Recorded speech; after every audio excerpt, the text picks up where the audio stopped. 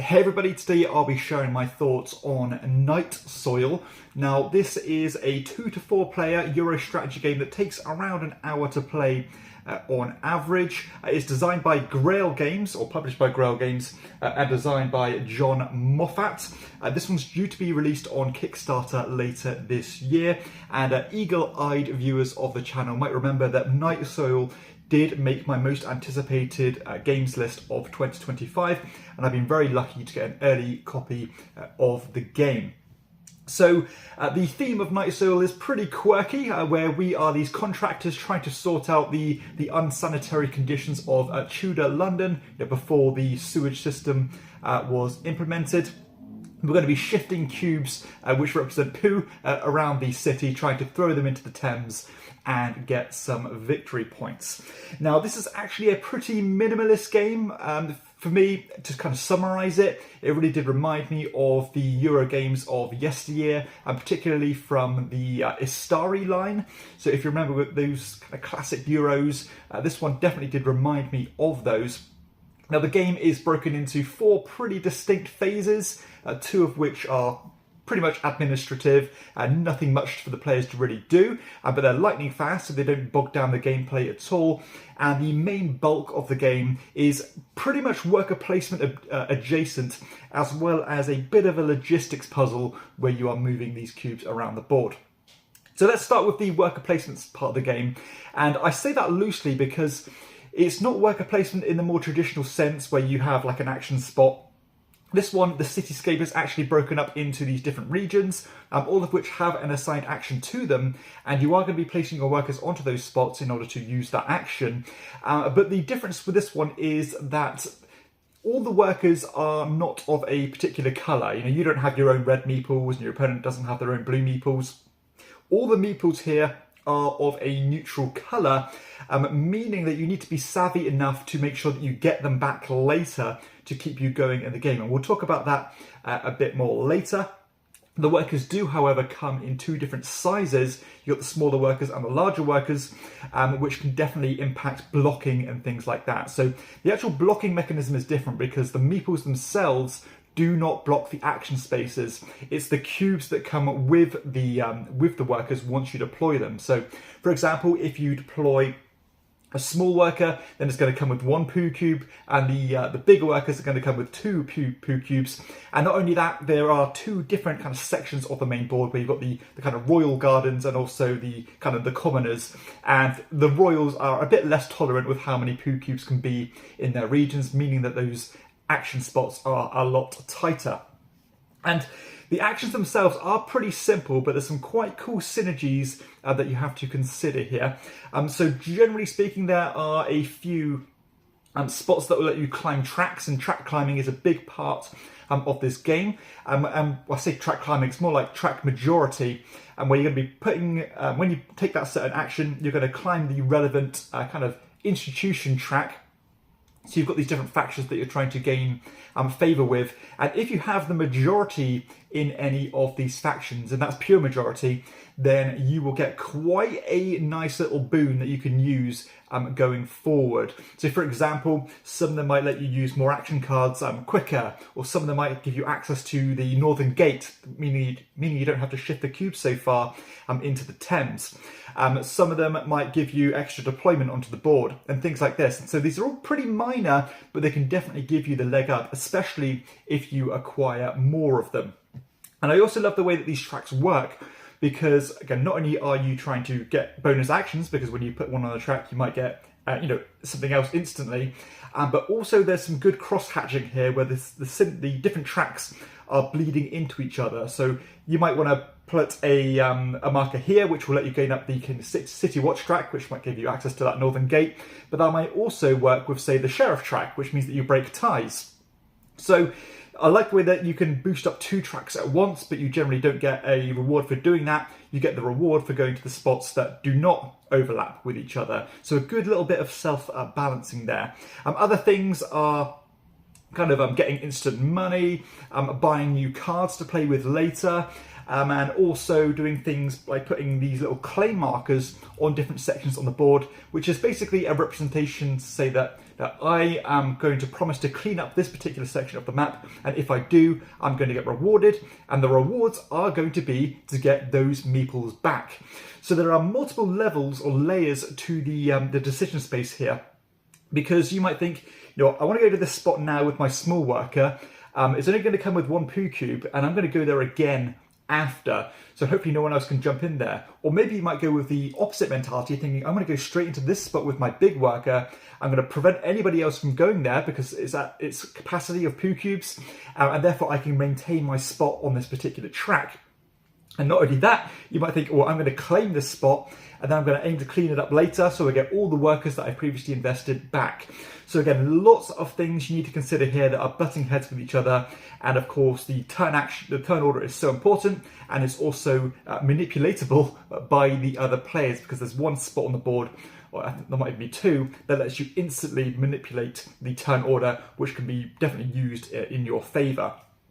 So once you've deployed all your workers on the board, basically any dirty neighborhoods are going to start building up coins on them, and coins are your money in this game.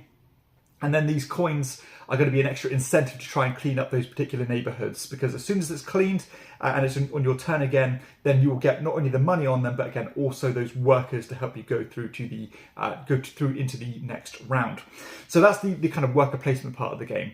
Now, after some admin phases, which again are very simple, just top up the full regions and things like that, you are going to go into the kind of the card play phase, which is where you're going to use your little arrangement of your little labourer cards.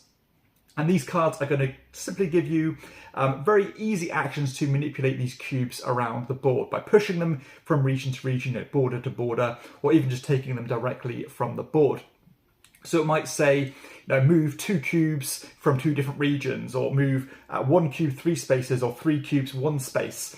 But you always have to consider that the logistical issues can come into play here, because you can never go over the capacity of those pew cubes in each region, which makes the turn order even more important, because you want to be making sure that maybe the other players are helping you push those cubes towards the Thames, and then you can capitalize on their efforts, push the cubes into the Thames, which will be points at the end of the game, basically, or end of the round. So again, generally speaking, you're trying to clean up these neighborhoods, push the cubes into the sea, and then those cubes will turn into victory points, which are your coins. Essentially. And there's lots of variability here as well when it comes to these labourer cards to give you unique abilities that nobody else has. You all start with the same arrangement of simple cards, but you can buy more as you go on, which will give you a lot more longevity and mileage when it comes to that card phase, because again, you keep going until all players have exhausted their cards. So if you only have 3 cards, you're not going to be in the round nearly as long as if someone who's invested a lot into those labour cards, and are going to have a lot of stroke when it comes to manipulating the board state. And not only that, kind of as the rounds progress, the yield of points you get from those pew cubes does increase. So I think for the first round, it might be, say, 3, for every 3 cubes you deposit into the Thames, you'll get 1 victory point, and then it goes into like 2 cubes, and by the end of it, it's like 1-for-1 ratio. So again, the yield gets much stronger as you build up that arsenal of cards, further increasing the importance of turn order and making clever decisions. So that's basically the gist of the gameplay. Again, placing your workers, climbing tracks or increasing your influence on those tracks, and manipulating those cubes around the board to suit you, to hopefully hurt your opponent, to stop them from capitalizing on claiming workers back. Again, cleaning up your neighborhoods so that you can make sure you have your workers back and get the money from those particular neighborhoods, keeping the action spots that you want clear, keeping the turn order to suit you, buying new cards, and so on. So although it sounds there's quite a lot going on here, again, it's very easy to digest, but the decision space is there because of those little fallouts of every single action you take. The game takes only around an hour to play, maybe a little bit longer for your first one. And of course, it's going to take a bit longer again if you play with the full arrangement of 4 players. But the game scales well. I think the sweet spot for me is probably 3 players. I think 4 players is great because there's 2 extra tracks that come into play, the tiebreaker track, and there's also another one which I forget. But but the board does get tighter or wider depending on the player count. So it does scale pretty nicely in general, but I think that maybe the 2 players maybe a little bit too zero-sum, where you're going to be a bit too worried about someone capitalizing on your efforts, and it becomes a bit too abstract in its nature. And whereas 3 or 4 players, there's just that extra dynamic and extra moving parts going on. The look of the game is, I think it's going to be polarizing. I personally really like it because it has this, again, the old school Euro feel. It's not too flashy, it's not too busy or in your face. Now the art on the cards is really nice. The board itself is just pretty basic looking, but I like it. It's all very clear. The iconography is generally really good. There's good player aids, and I think everything is quite easy to grok, even within a single round.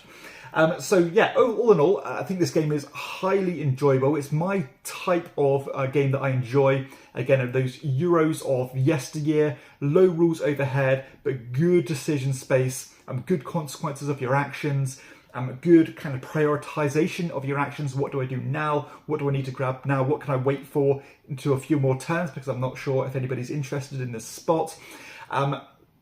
Again, being a bit savvy with how you're moving those cubes to block other players, to help yourself. Also, obviously trying to shift those cubes into the Thames to get those end of round victory points, and hopefully have the majority of cubes to get some extra points too. So all of these things boil down into one really harmonious, smooth and streamlined package. I think this game is really well designed. It's polished, it's fun, and there's good variability with those cards. And yeah, I was left quite impressed with Night Soil. So again, if you like those older school Euro games that aren't too heavy on the rules, but still do give you those good decisions, then Night Soil is going to be a really good option with a quirky theme. You know, it's not going to be to everybody's taste because I suppose it's a little bit gross on paper, but it's interesting, and I like these games that tackle things from a different direction. And those extra touches, especially when it comes to those guilds, to have those extra powers, and you even get rewarded by having them at the end of the game. I think that's those little kind of adding of spice take this game kind of from a decent game to a really quality game. Again, that track interaction, the cards, and also that twist on the worker placement mechanism, again, being determined by the cubes in the regions rather than the workers themselves. So lots of important decisions to be made here. So that is Night Soil. Definitely check out the Kickstarter if this one interests you. Again, I don't normally do solo reviews like this anymore, but I thought, you know, I was so grateful to get a copy of this one early that I thought I had to kind of share my thoughts in an independent video, as well as featuring it in my review series. So that is Night Soil. Again, check this one out if it appeals to you. Coming to Kickstarter soon. Thanks for everybody for watching, and I'll see you all next time on Chairman of the Board. Bye bye.